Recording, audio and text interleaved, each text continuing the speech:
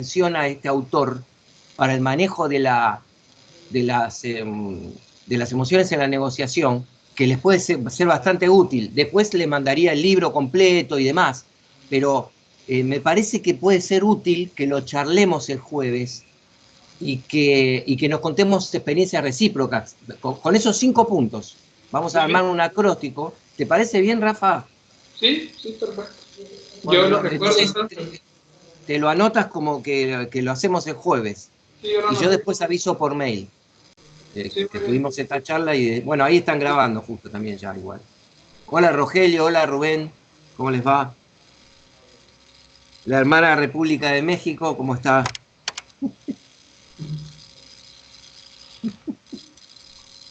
Peor que la Argentina seguro que no. Así que bueno. No, hay niveles, algo Abel, hay niveles. ¿no? ¿Cómo? Hay niveles. Hay niveles. Hay niveles de deterioro, ¿no? Buenas tardes, Abel. Saludos. Buenas tardes, Rafael. Buenas tardes. Sí. Está Jesús ahí, me parece, ¿no? En línea. ¿Nos escucha Jesús? Sí, buenas tardes. Hola, buenas tardes, ¿cómo les va? Lo escucho muy bajo, pero a ver, un momento. Sí.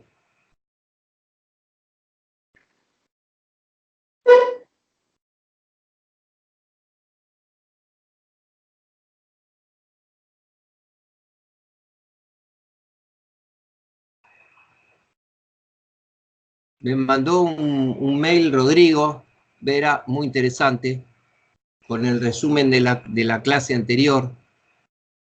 Y me dejó reflexionando sobre algo que querría contarles como introducción al encuentro. Que él dice que su preocupación en su vida ha sido su familia y ahora los hijos crecieron, ¿no? Y ya son autónomos. Que es lo que me ha ocurrido a mí también. Entonces me gustaría un pequeño debate para entender algo que es muy importante y que después lo trabajaremos en el ejercicio, en la dinámica que haremos probablemente hoy, de esta gran cuestión de cómo nos decimos a nosotros mismos y cómo les decimos a otra persona lo que nos pasa. Les voy a poner un ejemplo. Supónganse que yo les digo, porque quiero usar una palabra que ya exploramos juntos, pero vamos a darle otro toquecito de profundidad. Supónganse que yo les digo, estoy en crisis, yo tengo una crisis, ¿no? ¿Se acuerdan que habíamos comentado que nos habíamos puesto de acuerdo que crisis sería una ruptura de una parte del orden de nuestras vidas? Una crisis es un cambio de trabajo, hay crisis positivas, mudarse, recibirse en la universidad, pero lo paradójico es que también, ¿por qué se lo llama crisis? Porque así como estás contento con que te recibiste, a ver si a alguno de ustedes les pasó esto y me quieren contar una pequeña historia, ¿por qué también se la puede llamar crisis a ese momento? Porque resulta que tú venías teniendo el hábito de estudiar 4, 5, 6 años, te habías concentrado completamente en eso, supongamos que no trabajabas, y ya trabajabas era distinto, y ahora te recibiste, y estás de novio, suponte, de novia, ¿no? Y resulta que obviamente tu vida va a cambiar, porque ya con el título hay que salir a enfrentar al mercado, como se dice crudamente, y ver cómo ofrecemos nuestros servicios profesionales y cómo nos desenvolvemos en los mismos. Entonces, así como estamos alegres de estar recién recibidos, puede ser que tengamos un poco de ansiedad, porque acá viene el punto, ¿no? Consciente o inconscientemente, sabemos que es un momento de crisis. Ahora, ustedes se recuerdan que hace un tiempo hicimos un ejercicio vivencial, que se lo refresco, que lo pueden hacer con la gente porque es muy interesante, y lo tenemos que hacer continuamente con nosotros mismos. ¿Se acuerdan que ustedes cerraban los ojos y yo les decía que que registren la primera asociación emocional que se venga con una palabra, que yo iba a nombrar.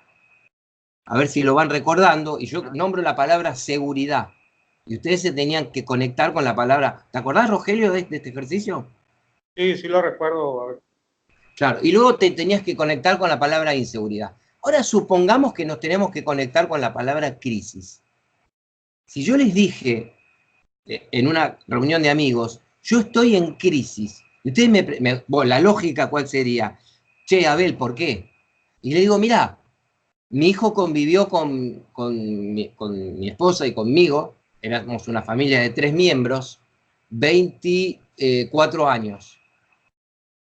No fue ininterrumpidamente, pero fueron 24 años. Y ahora se fue definitivamente. Y encima, en este momento está en Irlanda. Al principio estaba en España. Entonces, está lejos. Mi hijo dejó el hogar y está lejos. La verdad que nosotros nos sentimos, se habla, eso se lo llama el síndrome del nido vacío. Cuando una pareja crió 1, 2, 3, 4, 5 hijos y se va el último, se lo llama el síndrome del nido vacío. A nosotros no nos pasó eso, no nos ocurrió. Nos podría haber ocurrido. No hay mérito en que no nos ocurrió, pero no nos ocurrió. Pero la cuestión es que sí, yo entiendo que es una crisis. Ahora, ¿qué entienden ustedes? Supónganse que yo les pido, para abreviar, ¿no? Para ir más rápido al punto, pónganme un sinónimo de crisis. ¿Qué sinónimo se les ocurre? Porque acá es donde va a venir lo divertido del debate, ¿no? O sea, yo dije crisis nada más. Pero ¿qué aparece como sinónimo en la mente de ustedes? Desequilibrio. Desequilibrio. Muy bien, Noé. Un desequilibrio. Ok. Peligro. ¿Quién dijo peligro? Peligro. Rafael. Rafa, peligro. Pongo acá al costadito. Peligro. Ausencia. ¿Cómo? Ausencia. ¿Ausencia de qué, Rogelio? De ¿Vos recursos. te estás refiriendo a mi caso? Porque yo pedía en general que se hablara, ¿no? No específicamente. Me refiero ¿Ausencia a de algo? ausencia de recursos, por ejemplo. Ah, muy bien. Eso me parece muy atinado. Ausencia de recursos. Muy bien. Voy a intervenir yo con un par. Supóngase que en mi mente apareció la palabra catástrofe. No es delirante, ¿no? La palabra catástrofe es un poquito fuerte, pero podría ser. Cuando se habla de crisis humanitaria, por ejemplo, se puede hablar de una catástrofe. ¿Qué otra se les ocurre? Se puede complementar con palabras positivas. Oportunidad. Una crisis. Bueno, muy bien, excelente, excelente. Oportunidad. Está el famoso tema que ustedes quizás lo deben saber porque es muy famoso, pero hay una versión interesante que no sé si la sabe todo el mundo. Los chinos escriben con ideogramas, no escriben con el alfabeto nuestro. Después, más adelante en Empatía vamos a ver un ideograma fantástico de cómo se pone el verbo escuchar en chino. Y vamos a ver que abarca 4 aspectos ese ideograma.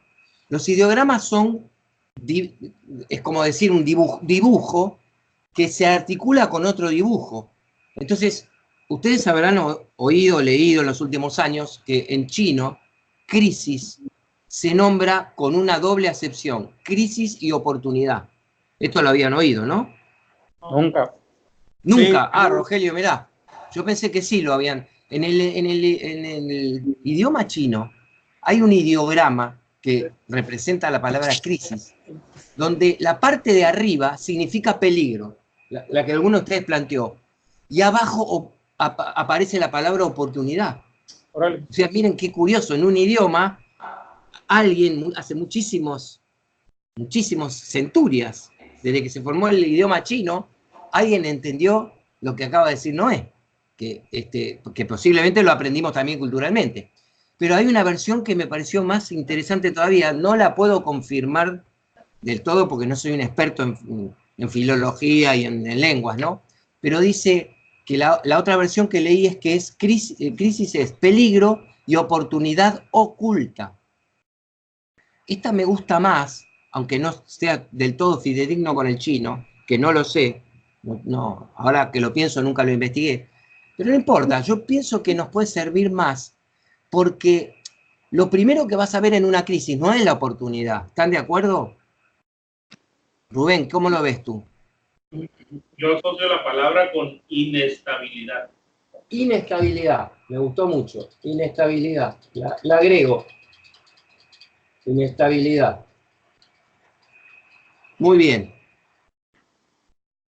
Muy bien, pero Rubén, te pregunto a ti, cuando aparece una crisis y están todas estas palabras, menos oportunidad, es bastante cierto que no es fácil que lo primero que aparezca es la noción de, qué oportunidad que tengo, qué afortunado que soy. Va a ser un poco raro que suceda eso, ¿no? No, pues sí, es raro. Digo, con mucho entrenamiento podría ser, pero... Conforme asimilas pues el momento, la crisis, todo, quizá más adelantito es una oportunidad para reflexionar y ver o sacar... Excelente verbo el de Rubén, ¿no? Excelente verbo el de Rubén, porque es el más gráfico para explicar por qué no sucede lo que estamos preguntando que podría suceder. Rubén está diciendo, cuando tú tienes una crisis, necesitas un tiempo para asimilar. Lo que dice Rubén coincide con los especialistas en el campo de la psicología y de la psiquiatría. Nadie puede asimilar en 10, salvo los militares y gente, los astronautas, gente muy entrenada, nadie puede asimilar determinados tipos de crisis demasiado rápido. Lleva un tiempo. Entonces, en ese tiempo, y fíjense que es sano que lleve ese tiempo, y es inteligente. ¿Por qué? Porque en esa asimilación, que como la menciona Rubén, vamos a ver posibles peligros, vamos a ver dónde están los desequilibrios, vamos a ver la inestabilidad. El caso con mi hijo. Yo peligro no tengo, entonces la tacho, la palabra peligro. Me gustaría agregar otra, a ver si están de acuerdo, quizá la más fuerte de todas. Pregunto, en una crisis no puede haber caos. Puede haber caos, ¿no? Sí. Entonces, como alguno de ustedes propuso, si hay ausencia de recursos y me toma la sensación de que hay caos, estoy en problemas. Ahora, entonces, cuando yo repaso esto, asimilo, como dice Rubén, toda crisis es desencadenante de emociones fuertes. ¿Por qué estamos hablando de la crisis? Porque se toca 100% con el descontrol emocional. Cuando tú tienes una crisis, la inestabilidad, el peligro, la ausencia de recursos, el desequilibrio, todo eso llama a emociones fuertes. Entonces, la palabra crisis es muy importante. ¿Qué ocurre con esto? Que hay media biblioteca dice que no lo llames crisis. Hay una corriente de pensamiento positivo que te dice, ni siquiera uses la palabra crisis. Usar alguna palabra positiva. Yo particularmente no estoy de acuerdo con esa posición. A mi juicio me parece un poco extrema. No la estoy desaconsejando del todo. No estamos diciendo como facilitadores que nadie la use, pero nos conviene advertir de los peligros de, en un primer paso, usar un lenguaje positivo. Porque esas vertientes que están en algunos libros de autoayuda, un poco, no sé cómo llamarlos, ¿no? Vieron que hay libros de autoayuda prudentes y hay libros de autoayuda agresivos. No sé con qué palabra. Supóngase en política tenemos el centro, centro-derecha, centro-izquierda, izquierda-derecha, extrema izquierda y extrema derecha. ¿Están de acuerdo? Que más o menos se plantea así. Bueno, en la religión es lo mismo, una cosa es ser un creyente y otra es ser un fanático, etc. ¿Por qué me parece peligroso eliminar la palabra crisis? Porque acabamos de aprender juntos en equipo que si nosotros entendemos que representa todas estas palabras al mismo tiempo, este enfoque, que lo podemos llamar holístico, que viene de la totalidad global, nos va a permitir entender mejor la situación. Cuando hagamos la dinámica, lo vamos a ver en la práctica. Ahora, la dinámica que vamos a hacer, dentro de un ratito, nos va a llevar directamente a eso, a entender que toda la mirada... Ahora, si yo digo que no, que la ida de mi hijo no representa para mí ninguna crisis, para mi gusto el peligro es que yo esté negando que estoy triste o estoy deprimido o me estoy peleando con mi esposa o lo que fuere. La aceptación de la palabra crisis no implica resonancias emocionales definidas.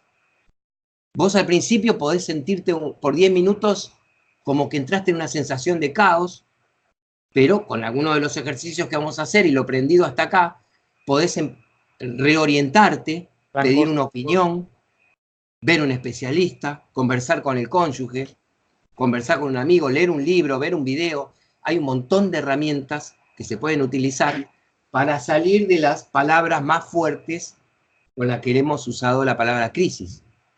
Entonces, la otra media biblioteca es la que yo represento, que trabajes con las palabras que hay que trabajar, pero sin exagerar, porque ¿qué ocurre? También hay personas que son muy sentimentales. ¿Se acuerdan que vimos el encuentro anterior? ¿Qué sería el sentimentalismo? ¿Quién me lo refresca?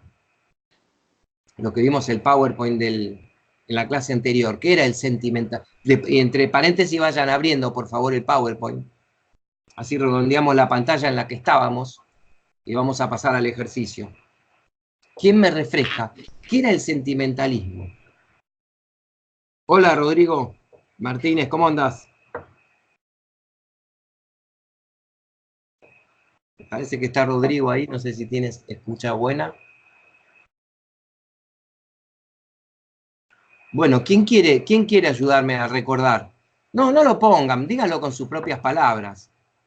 ¿Qué es el sentimentalismo? Yo lo que anoté fue que la persona, o bueno, la persona sentimental, dice, no busca la objetividad para responder a los desafíos o problemas. Pero yo creo que, no anoté, vaya, que era en sí sentimental. Tengo una nota que era una deformación de la afectividad.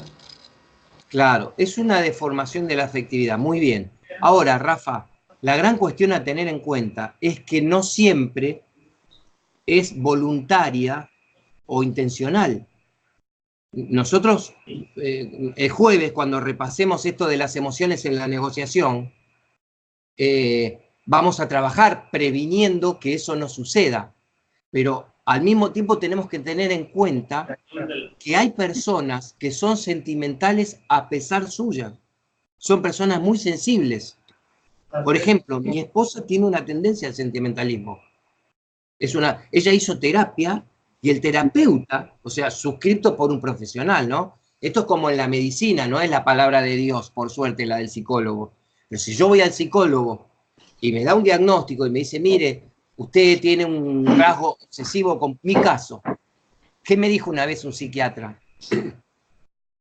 Con el tema del trastorno de sueño. Me dijo, mire, yo no veo que usted necesite hacer terapia, aunque sí le noto rasgos obsesivo-compulsivos.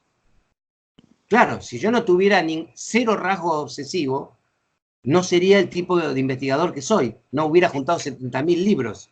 ¿Se acuerdan cuando hablamos en autoconciencia, en el test, primer módulo? Tus fortalezas están entretejidas con tus debilidades. Por ejemplo, una persona sentimental posiblemente estudie psicología y termine siendo un gran psicólogo.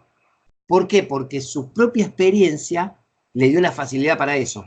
Una persona muy concienzuda puede ser un muy buen contador o un muy buen ingeniero. Y el carácter concienzudo le va a traer problemas, pero también le trae dones, también le trae competencias. Entonces, el sentimentalismo hace que, si yo soy sentimental, cuando me siento con ustedes y les diga, estoy en crisis, Y ustedes me preguntan, ¿pero por qué? A ver, ¿qué pasó? Yo empiezo, no sabés, es un caos. Mi vida de pareja está en peligro. No sé qué voy a hacer con mi vida. Ausencia de recursos, no sé qué voy a hacer con mi vida. Esta es muy importante. Cuando alguien te dice no sé qué voy a hacer con mi vida, es el lenguaje coloquial de el que dijo ausencia de recursos. Ahora, esa persona, esto es como el umbral del dolor, está reaccionando un poco exageradamente desde las emociones. A veces se hace de manera intencional, como habíamos visto en el PowerPoint, cuidado con eso porque puede contener hasta un poquito de manipulación consciente o inconsciente. De hecho, lo hacen los niños también. Pero ahora vamos al caso de los adultos y presumamos, por las dudas, seamos precavidos, hay personas que reaccionan al principio así. Yo les conté que cuando mi hijo no llegaba, la térmica, ¿se dice salta la térmica en México?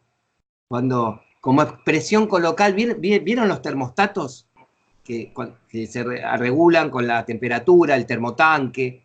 Acá en Buenos Aires decimos le saltó la térmica a la persona. Viste que la térmica es la llave disyuntora de la corriente que cuando registra mayor presión, mayor flujo eléctrico, se autocorta, se autodetiene. ¿Qué expresión usan en México? No. Aquí decimos, según Rubén, se le botó el térmico, Rubén. Muy bien, me la noto. Se le botó el térmico, parecida. Sí, le saltó la térmica, se le botó el térmico. Bien.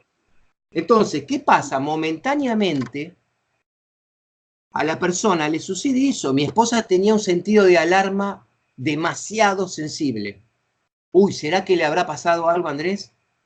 Y yo era más tranquilo para pensar como última alternativa que le hubiera pasado algo a él. Pensaba en el celular, en el tema de los taxis, en que no pudo avisar por tal cosa, etc. Ahora, esto que ocurre, nosotros lo estamos aprendiendo a manejar de entrada. Para las crisis futuras, ahora vamos a hacer un ejercicio sobre eso, vamos a tener por lo menos la herramienta. No siempre se puede usar una herramienta. Porque paradójicamente, una herramienta de control la puedes usar si tienes cierto nivel de control. Por eso lo que nos refirió Héctor en un par de clases atrás, la respiración, el ayudarse somáticamente, relajarse un ratito. Es más, en algunas etapas de mi vida yo vi que tomar una copa de vino, que no estoy diciendo nada exagerado, tomar un poquitito de alcohol, puede ser, a mí me sirvió, puedes permitirte momentáneamente estar más lúcido que si no la tomás.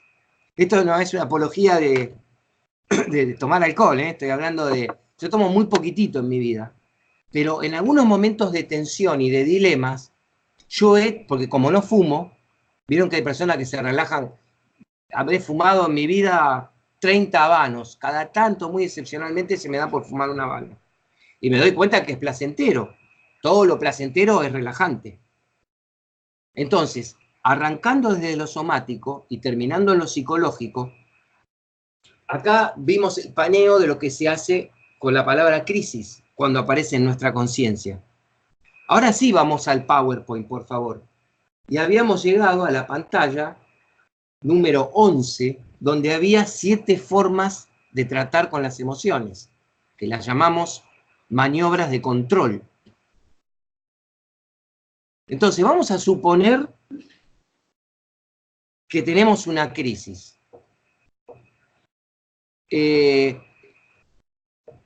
Vamos a ponerme a mí de ejemplo, si no les parece mal. Así, bueno, mi hijo se fue. Moderar.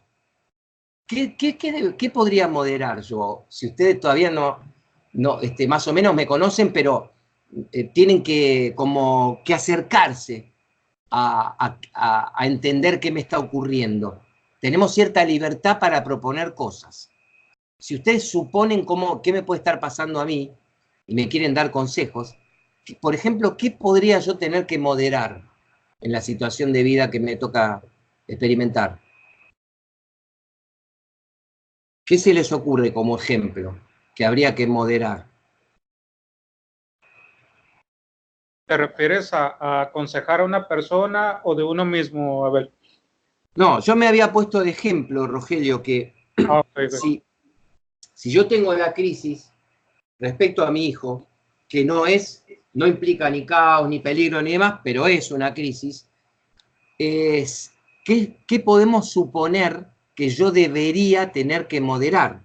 Como en otras crisis. Hay puntos que se van a tocar con muchos tipos de crisis y otros no. Pero en principio, ¿moderar qué sería?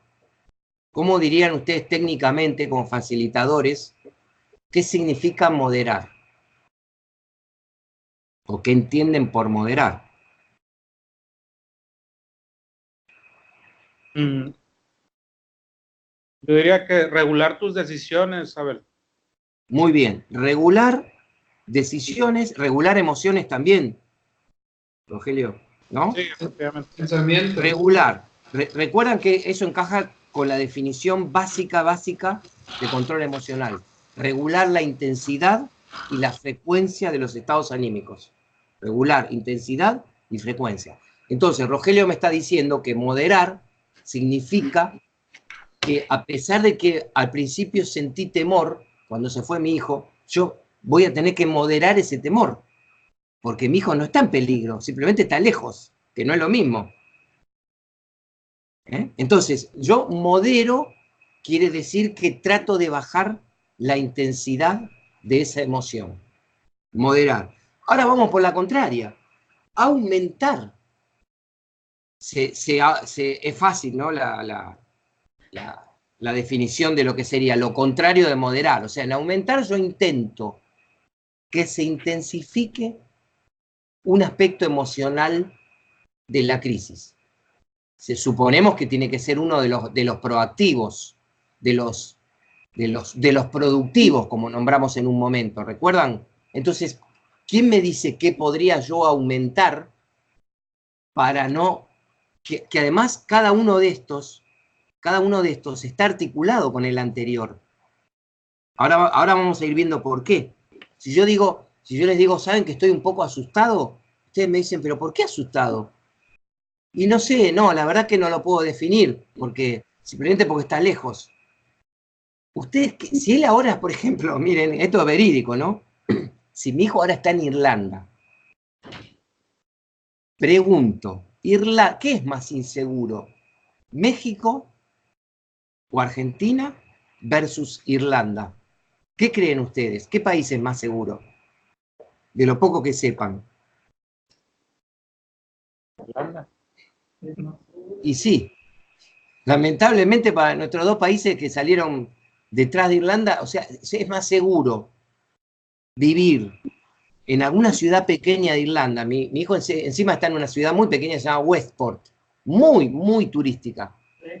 Las posibilidades de que tenga un hecho de inseguridad, supongamos, que yo sí temía en Buenos Aires, o que probablemente, pero de baja intensidad, tuviera en Barcelona, se han reducido casi a cero ahora. Entonces, cuando yo les digo que tengo cierto temor porque está lejos, ¿ustedes qué me podrían tratar de aumentar? ¿Qué sentimiento me aumentarían al darme ese dato, al recordarme, che, pero mirá que Irlanda es más seguro que Buenos Aires, que la propia Barcelona? Entonces, ¿qué estamos aumentando ahí? Los pensamientos positivos, como lo mencionaste ahorita, Abel. Claro, pero ¿y los pensamientos La positivos? seguridad. ¿A qué llevarían, por ejemplo? ¿A qué emoción? Seguridad. A la sensación de seguridad. Hay otra palabra interesante para tomarla en cuenta, que la propongo. ¿Ustedes me podrían sugerir que aumente mi nivel de confianza en el proceso? Que mi hijo se va a manejar bien ahí, que es una ciudad pequeña, que está muy seguro, que todo es muy legal ahí. Entonces estoy aumentando la confianza en que las cosas están saliendo bien. ¿Están de acuerdo con este punto de vista? Sí. Si se les ocurre otra emoción para aumentar, miren, hay otra muy interesante, que nos la han dicho todos los amigos que nos rodean, y creo que ustedes dirían lo mismo, y si algún día les ocurre, también tienen que poner foco en eso. mi hijo no se fue porque no se fue obligado, se fue porque quiso y está muy contento. Si él está muy contento, ¿yo qué podría aumentar también? En consonancia con el contento de él, con la alegría de él. Esto es una relación directa. Si yo quiero a una persona, yo vuelvo a casa, para cambiar el ejemplo momentáneamente, vuelvo a casa y una persona a la que yo quiero está contenta ese día, ¿qué efecto de contagio hay? ¿Qué me pasa a mí normalmente?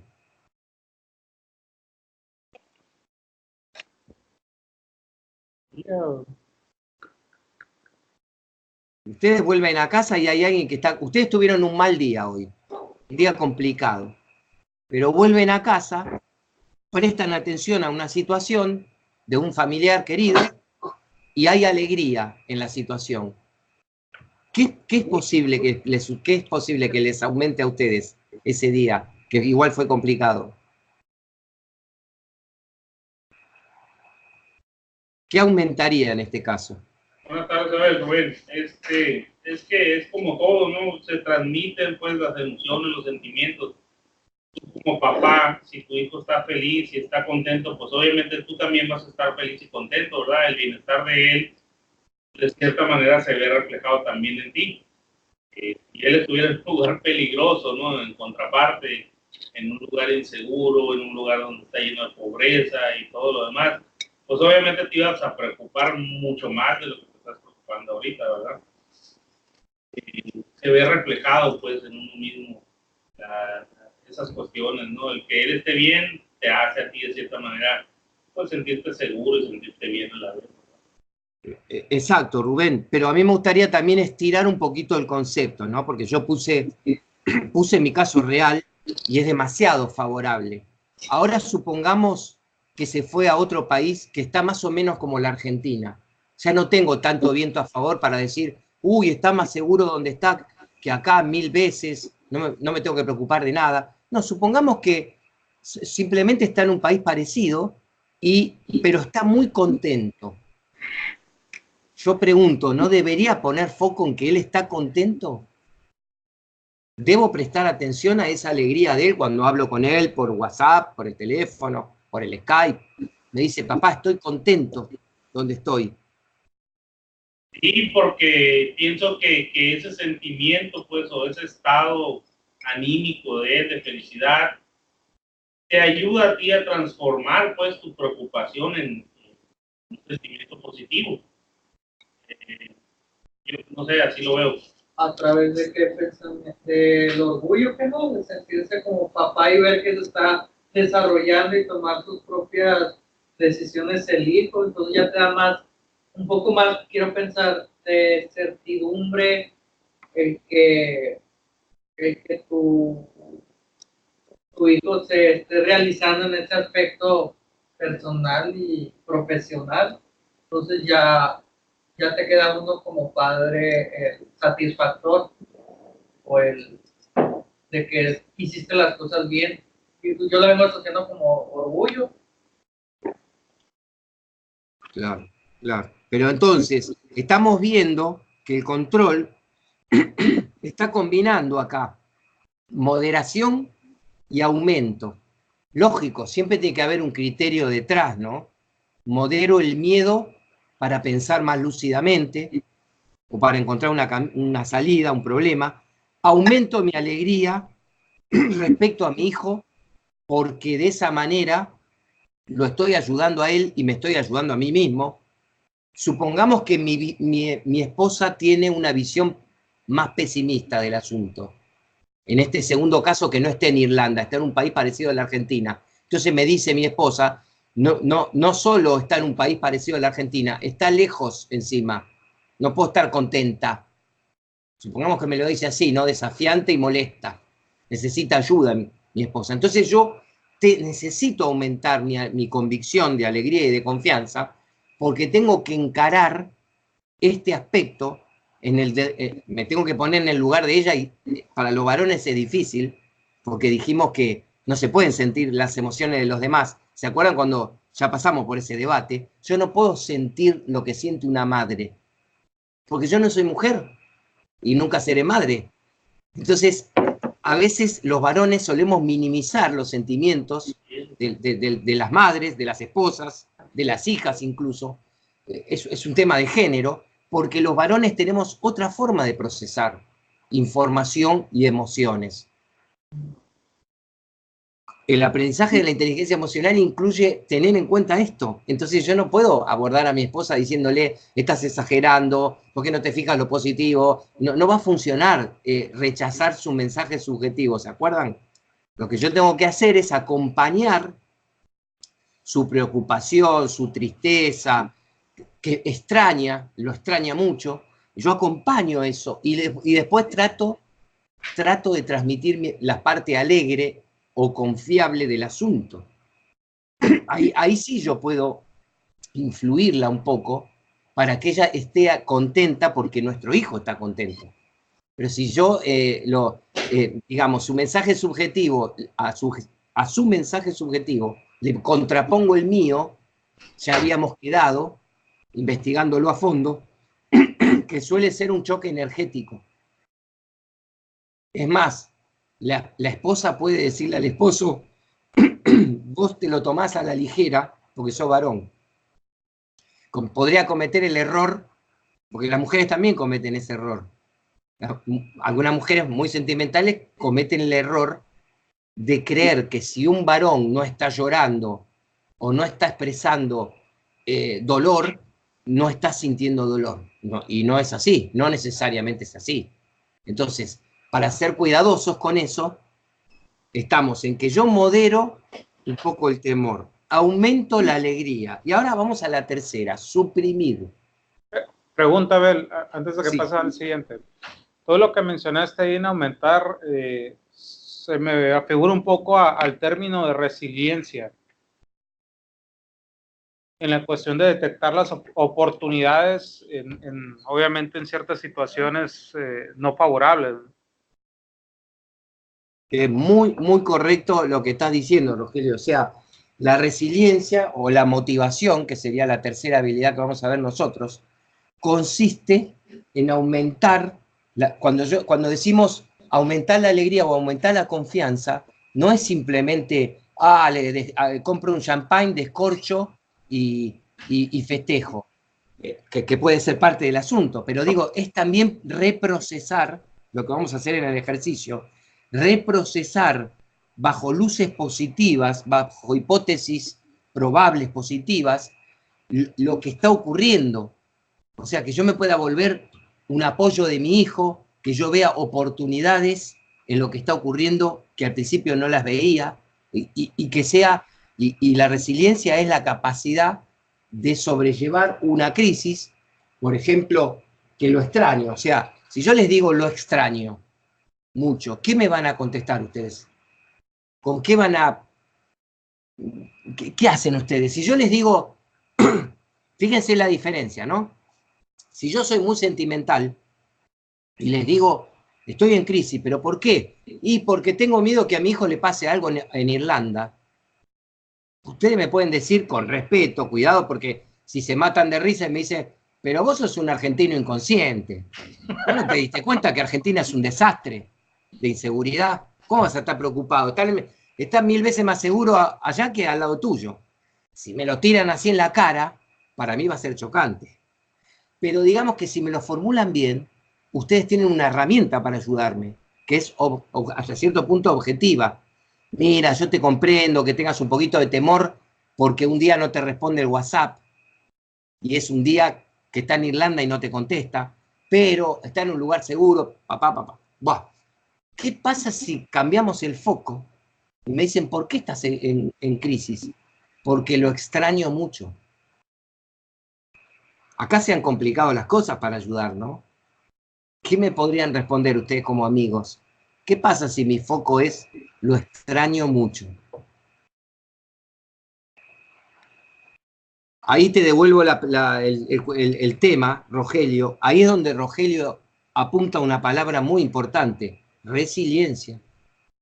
yo tengo que manejar o asimilar, como habló Rubén, ese extrañar de mi hijo para no, por ejemplo, para no cometer una acción que nos vamos a Irlanda y vamos atrás de los pasos de él y lo asfixiamos.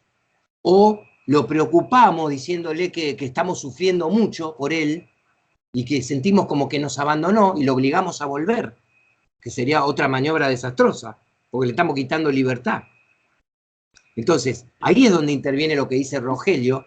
Bueno, si lo extrañas mucho, vas a tener que desarrollar resiliencia. Porque por más que vos lo extrañes mucho, tu hijo quiere hacer su vida en este momento, supongamos que es una etapa, no es definitivo, eso también hay que tenerlo en cuenta, nadie conoce del todo su futuro, entonces hay que saber sobrellevar esa etapa. Pero ¿qué se les ocurre que me podrían decir si lo extraño mucho? Un pequeño role-playing, ¿no?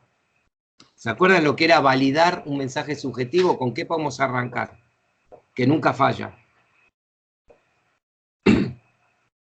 Rubén, ¿qué dices? A ver, y como sabes, ¿no? Estoy seguro que conoces la cultura más o menos americana. Allá están esperando los papás que cumplan 18 para darle la patada y que se vayan, pero mucho a la chingada, como decimos aquí. No, mira, te quería compartir una anécdota. Yo conozco una persona, una señora ya a la tercera edad, sus hijos, un hijo y una hija muy inteligentes, salieron adelante y todo, y encontraban trabajo fuera del país, uno en Estados Unidos, uno en Europa, muy bien les va. Creo que no les iría tan bien en México, sobre todo por el nivel de vida, ¿no? Y los sueldos y todo eso. Pero bueno, ella todo el tiempo les dio la escuela y todo el rollo, pero siempre trabajó ella, pues ella no se hizo cargo en el sentido de estar con los hijos cuidándolos, pues tenía siempre una nana. Bueno, los años pasaron, ellos están grandes y todo, terminó rápido. Ellos se tuvieron que ir, que bueno, les va muy bien todo, pero ella no supo asimilar esta crisis. Ella, de hecho, creo que necesita ayuda al día de hoy de psicólogos, psiquiatras. Su vida empeoró bien feo, así, al punto de que ya no le interesaba o ya no le interesa la vida, así de que dejó de arreglarse, de bañarse, de comer bien, la casa está arrumbada, el perro, el gato, todos mal atendidos, no, un desastre. Y sí la están atendiendo, ¿no? Familiares de ella, mediante doctores, y se la llevan a sus casas, y de repente se la llevan a los lugares donde están sus hijos, ¿no? Pero bueno, a lo que voy es de que ella no supo lidiar con esa crisis, y se dice fácil, pues, ¿verdad? Échale ganas esto y el otro, pero si alguien no está preparado para algo así, pues fácilmente caes, ¿no? Caes víctima de tus sentimientos, de tus emociones, ¿no? Ella, pues fue exitosa también en la vida, fue empresaria, digo, no empresaria, pero sí profesionista, bien de todo a todo, pues. Pero una situación de estas, una situación emocional mal atendida o mal, ¿cómo se dice? Mal, no sé cómo decirte la palabra, mal asimilada, se puede decir, quizá, pues sí, es bueno ese término. La destruyó por completo, ¿no? A tal grado que hasta las facultades mentales le destrozó, ¿no? O sea, ya como que no puede valerse por sí misma. No quedó bien, vaya, después de todo este trauma, ya de que sus hijos se fueron, yo creo que tiene como fácil como unos 8 años. Ya nunca volvieron ellos. Y digo, sí vuelven una vez al año, pues, pero ya nunca volvieron a vivir aquí con ella. Vienen en Navidad, creo, nada más. Y ella va a mediados de año para allá, para donde están ellos. Hasta donde sea, pues no está bien, no de sus facultades.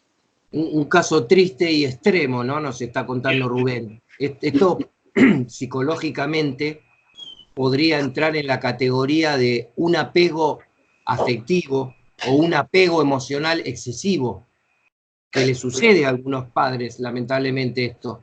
Y claro, mientras tu hijo está al lado, ese apego emocional o afectivo no se nota tanto y aunque va a haber distorsiones, porque estás apegado a tu hijo, puede desencadenar una crisis como la que contó Rubén si el hijo decide irse. Puede desencadenar una crisis. Por eso nosotros estamos hablando que parte de la inteligencia emocional es prepararse para las distintas etapas de la vida. ¿Se acuerdan cuando les conté en un encuentro, que lo había visto hacía un rato, que un astronauta, el segundo en pisar la Luna, que había estado en Argentina, se habían cumplido los 50 años de la llegada del hombre a la Luna, ese hombre tan famoso, con dinero, admirado y muy activo porque recorrió el mundo explicando cómo fue su experiencia, se había dado al alcohol. Estaba alcohólico. Estuvo en una etapa, ¿no? Después se repuso. Y cuando el periodista le dijo, ¿pero por qué crees que pasó eso?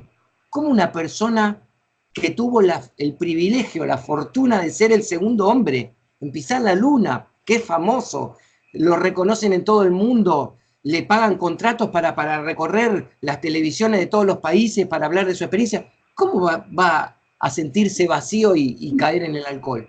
Y él dijo una frase extraordinaria que se me grabó: la NASA nos preparó para llegar a la Luna, pero no nos preparó para el después. Entonces, a nosotros nadie nos va a preparar para el después. Lamentablemente, de estas cosas íntimas que estamos hablando, como la que contó Rubén, nadie te va a preparar para eso. No hay articuladas instituciones que lo hagan. Nos tenemos que preparar nosotros, aprendiendo estas cosas, madurando, haciendo terapia. ¿Qué pasa? Esta persona, voy a dar una hipótesis nada más, ¿no? Es hipotético lo que voy a decir, pero van a ver que no carece de sentido. ¿Cómo se llama a esta mujer, Rubén, que le pasó lo que vos estás contando? Lili. ¿Cómo es? Iris. Lili. Lili. Miren, la hipótesis podría ser esta. Lili tal vez careció en algún momento de autoconciencia y no pidió ayuda psicológica y psiquiatra para prever la ausencia del ser querido. Porque uno de los problemas que tenemos en la vida es que te preparás teniendo conciencia. Yo, por ejemplo, podría haber dicho, mi hijo se va 3 días con la novia y ya lo extraño. No es que me haya sucedido, pero supongamos que me sucedió eso. Entonces yo ya tengo una pista para trabajar conmigo mismo y decir, si un día se va por motivos profesionales, se va 2 años, 3 años o para siempre, ¿qué hago con mi vida? Entonces, la autoconciencia tiene ese valor. Recuerden que habíamos puesto la metáfora de que la autoconciencia es detectar un pequeño cortocircuito que está produciendo un pequeño fuego, humo, algo que se detecta rápido.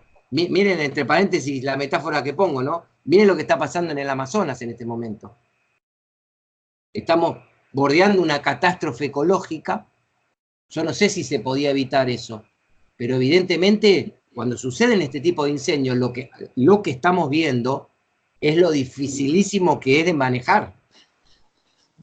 Entonces, no vamos ahora a debatir si esto era manejable o no manejable, prevenible o no prevenible.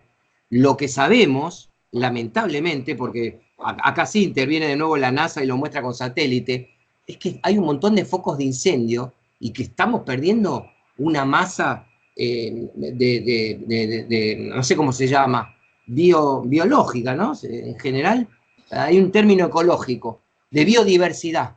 Estamos perdiendo una biodiversidad ahí importantísima para el planeta. Entonces, cuando las cosas se agrandan, ya se hacen menos manejables. Entonces, hipotéticamente, Lili podría haberse preparado para la eventualidad de la distancia con el ser querido y no derrumbarse como se derrumbó. Como bien lo dijo Rubén, no lo pudo asimilar. Entonces, nosotros vinimos de la tercera, que es suprimir, ¿no?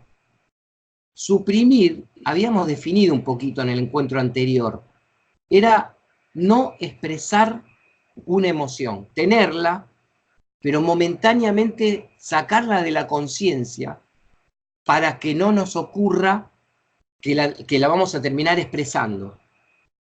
Entonces, ¿quién se imagina qué debería suprimir, por ejemplo, yo en la situación con mi hijo. ¿Quién puede tratar de ayudarme de que si me aparece una emoción inconveniente para compartir con mi esposa, que está muy alterada, qué debería suprimir, por ejemplo, y por qué? A ver si se les ocurre qué podría ser. ¿Por qué alguien, primero les reformulo, más genérico, ¿por qué alguien tendría una emoción y debería suspender la expresión de la misma hasta nuevo aviso? ¿Por qué? ¿Es sano eso? ¿No es sano? ¿Por qué figura como maniobras de control? Suprimir. ¿Cómo, Rogelio? Perdón. Porque podrías afectar a la otra persona, bre.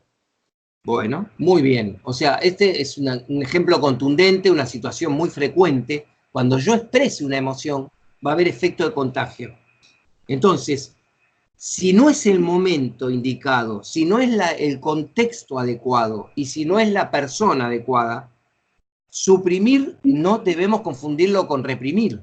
Reprimir era, no me doy cuenta que, por ejemplo, Lili tal vez reprimió la sensación de apego emocional que tenía. Y al reprimir, cuando le estalla la situación, bueno, valga el verbo, ¿no? Estalla. Ahora, suprimir no es reprimir. Suprimir es, estoy preocupado por tal aspecto, pero en este momento no voy a dar rienda suelta a esa preocupación. La voy a postergar. Es un acto consciente. Por eso se llama maniobra de control, ¿no? Todas las maniobras de control que estamos viendo se ejercitan desde la conciencia y se ejercitan por un criterio. El criterio puede ser correcto o no, puede haber debates. Yo puedo haber dos amigos y a uno que le cuento que decidí suprimir la preocupación de que mi hijo no vuelva más para no contárselo a mi esposa esa preocupación, un amigo me dice lo bien que hiciste. Por ahora esperá, no le contagies esa preocupación. Pero otro amigo puede pensar distinto. Puede decirme, ¿y por qué no se la vas a contar? Capaz que al contársela, la estás preparando a ella para esa eventualidad. Pregunto, ¿qué harían ustedes? ¿Que alguno de los dos está equivocado? ¿Los dos están en lo cierto? Y si están en lo cierto, ¿qué hago? No puedo hacer los dos caminos al mismo tiempo. ¿Qué se hace en una situación así? A ver, Rafa, ¿qué se te ocurre?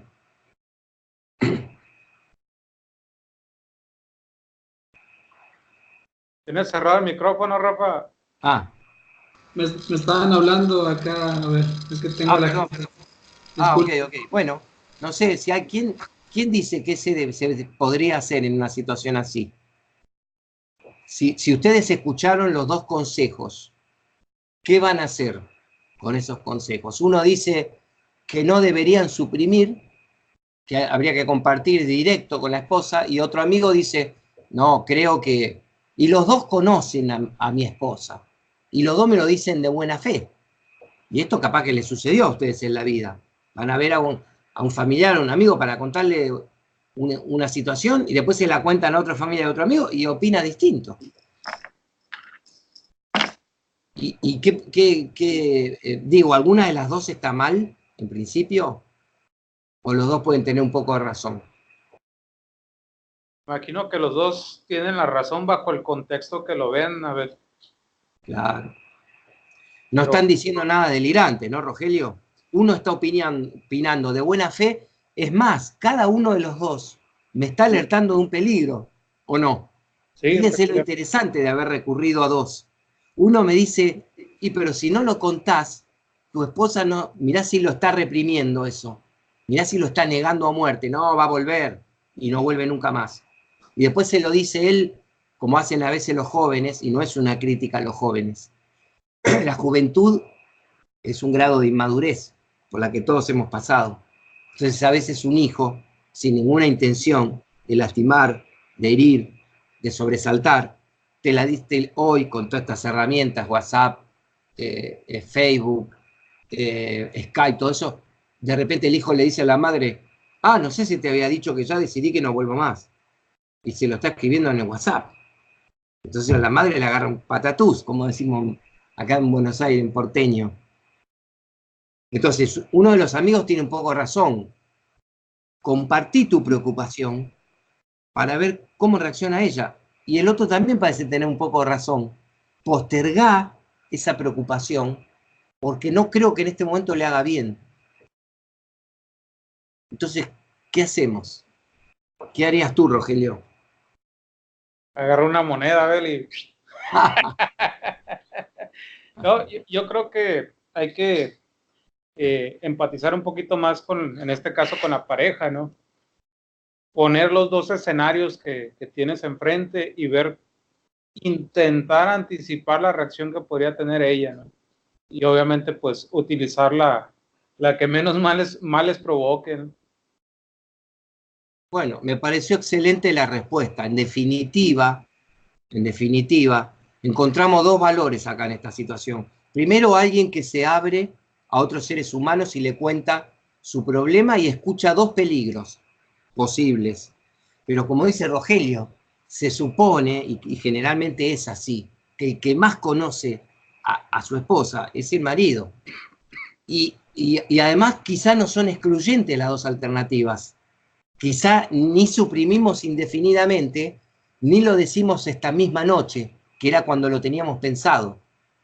O sea que el valor de suprimir estriba en que nunca es definitivo. ¿Se acuerdan que otra vez les conté que me quedó grabado, que le preguntan a Peter Drucker estaba hablando Peter Drucker, un gran especialista mundial en administración y management, y él dice, con los años aprendí que la mejor decisión del mundo es la que se puede rever. La mejor decisión del mundo es la que se puede rever.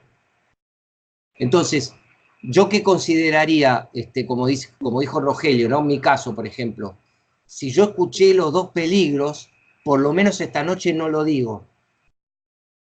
¿Y por qué seguiría ese? Parece que yo le hubiera dado toda la razón al amigo que me dijo que no lo comparta, pero no tenemos por qué apresurarnos a pensar así, porque por ahí le doy la razón por 2 o 3 días, pero luego le doy la razón al otro, y al final le di la razón a los dos.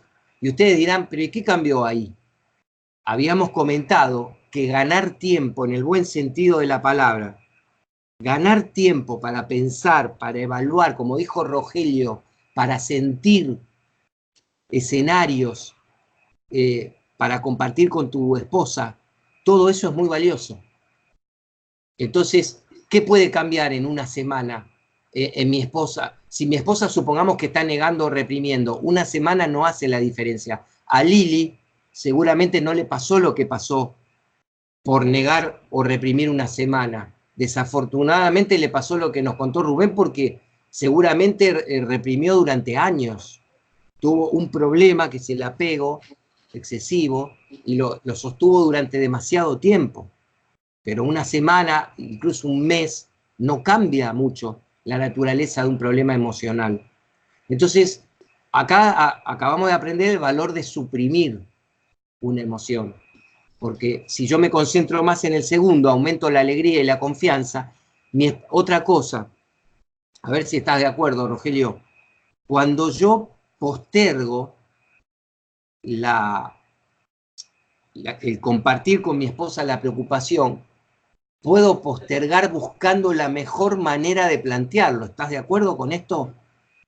Y también se van a agregar nuevas variables. A ver. Y posiblemente se agreguen nuevas variables, tal cual. Ojo, ¿qué pasa si también tomo conciencia entre las variables?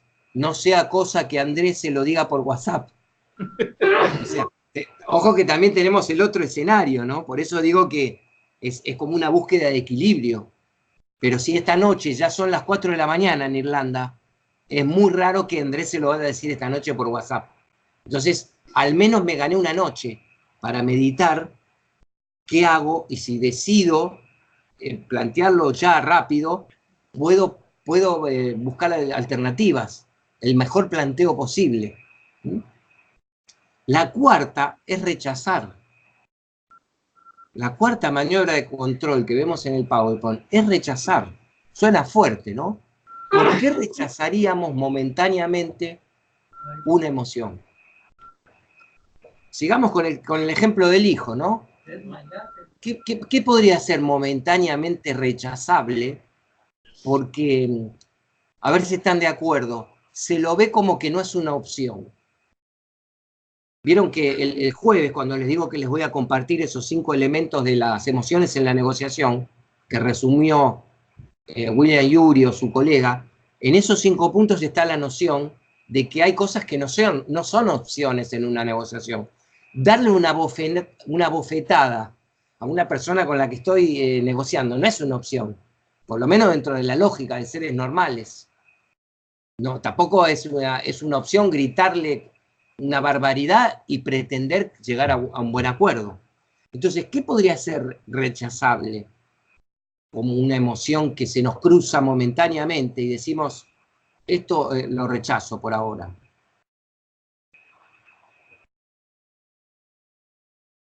Sé que no es fácil, yo también me quedo pensando en la posibilidad.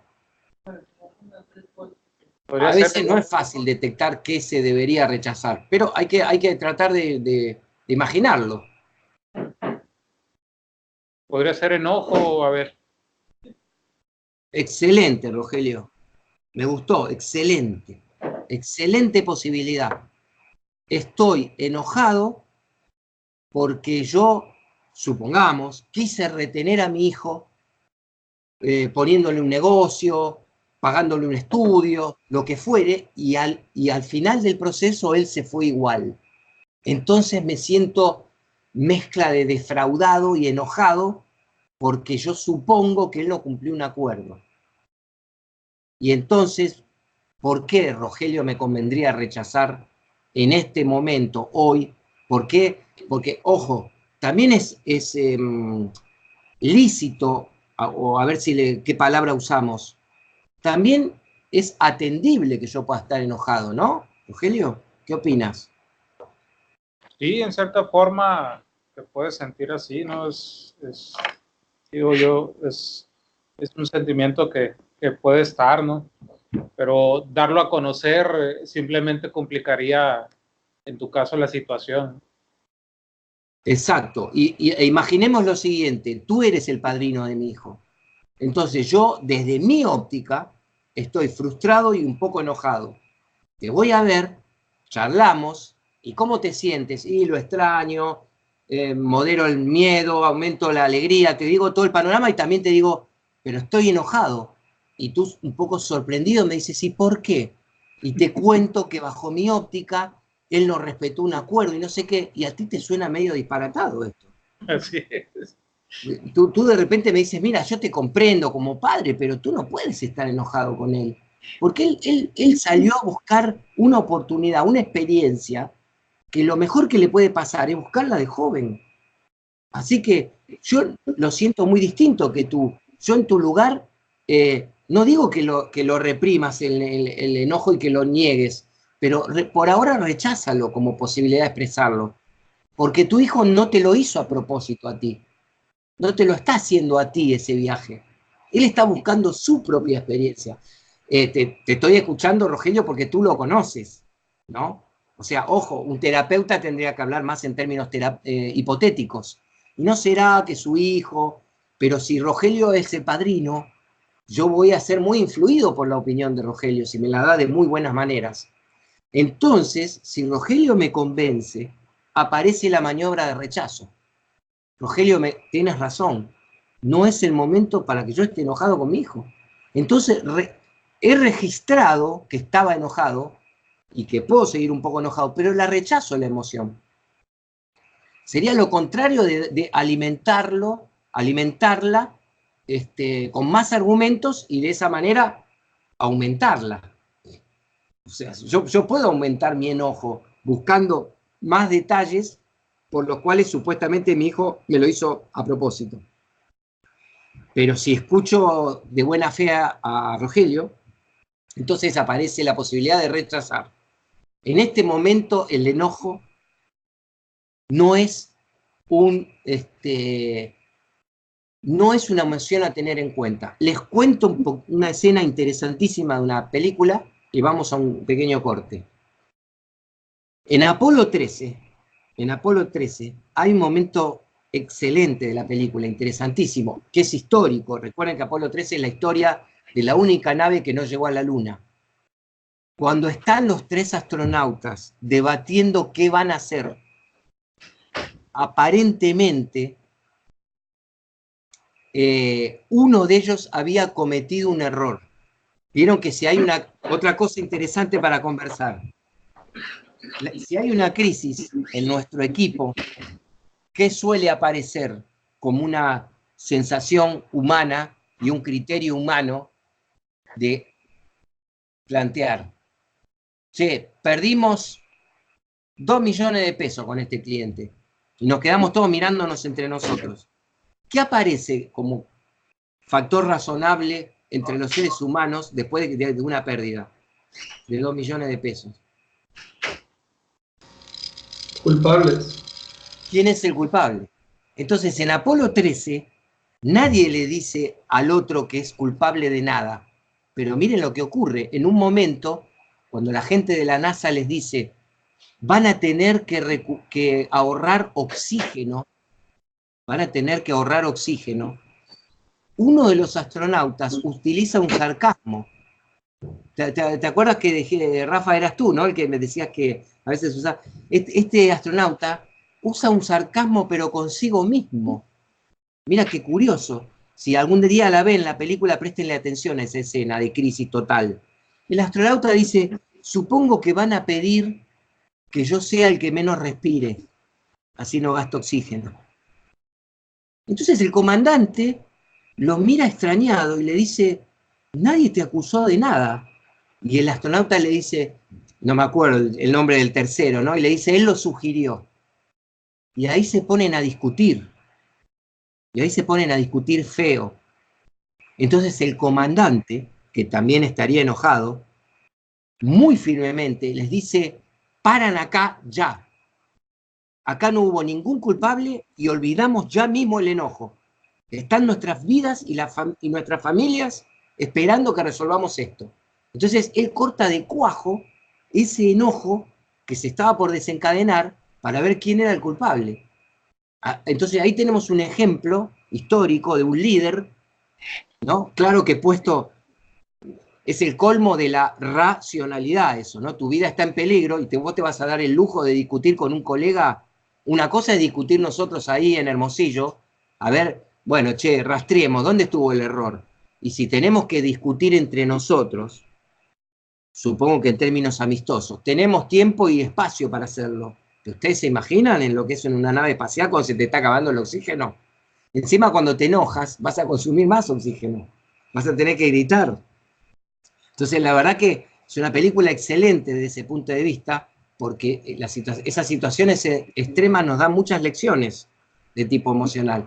Entonces ahí quedó registrado qué sería una maniobra de control en el sentido de rechazar, puede ser temporario, rechazo la posibilidad de enojarme en este momento. En este momento no me puedo enojar con mi hijo. Si estoy en la Apolo 13, no me puedo enojar ni 10 segundos con un compañero. Cuando termine la misión y estemos a salvo en la Tierra, que las personas pertinentes hagan el análisis.